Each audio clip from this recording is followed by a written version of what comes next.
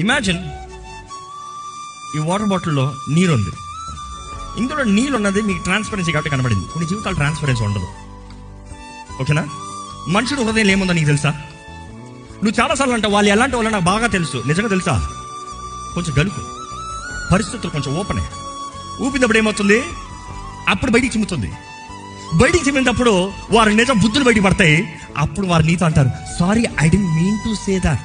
ఆ ప్రెషర్లో ఏదో అనేసిన మాటలో అవునా హృదయం లాక్ ఉన్నది బయటికి, ఆ షేక్కి బయటకు వచ్చింది అంతే. నువ్వు షేక్ని డిస్టర్బ్ చేస్తున్నావు, షేక్ని బ్లేమ్ చేస్తున్నావు. Sheikh is good to show who you are, what is your genuinity. దేవుడు అనేక సార్లు మనల్ని పరిస్థితులు ఊపుతాడు. ఊపే పరిస్థితుల్లో మనం ఏమున్నామో అది బయటికి కనబడాలి. అదే ఫలము, ఆత్మ ఫలము. అదే దేవుడు కోరుతున్నాడు ఇక్కడ కూడా.